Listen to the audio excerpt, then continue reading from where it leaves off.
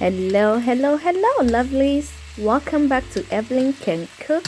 My name is Evelyn, and today on the menu, we are making garlic chicken. This is epic. Let's get started, okay? So I've got my chicken in the bowl, and I also have some seasoning, and I listed all that I used in here. I'll also leave it in the description box below, so please don't forget to check out. We are going to use this to season our chicken. Leave it on the countertop for about 20 minutes, and then we are going to fry. So mix this and set it aside until we are ready to use it, and then we'll go back to the chicken. So in this bowl, I've got some boneless, skinless chicken thighs that I took from the refrigerator. I left it on the countertop for 30 minutes. Now I'm patting it dry, and I did not wash my chicken. Don't get me wrong. If you want to wash your chicken, please go ahead and do that. I think the heat from cooking the chicken will kill any bacteria. And anytime you touch the chicken, you make sure you wash your hands. So get any extra fat that you don't need with the help of your kitchen scissors and wash your hands, and then we'll continue with the process, okay? If today is your first time on my cooking channel, you are warmly welcome. And make sure you subscribe by hitting the red subscribe button below the video and become part of this family. I just seasoned my chicken with the seasoning mix that we made, and I massaged it really nicely. Now I'm going to wash my hands. I just added my chicken to a nice hot and sizzling pan.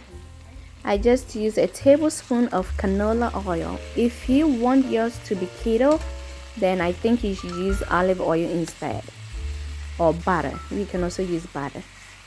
And then you fry it for 5 minutes on one side and 2 minutes on the other side.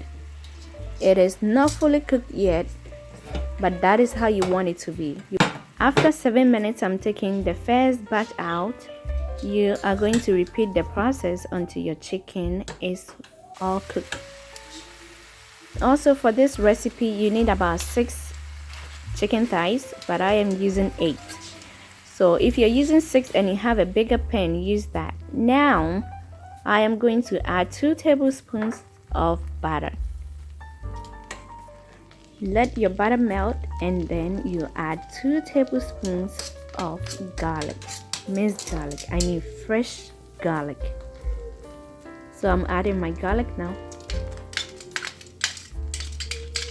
I am going to fry this until it's fragrant.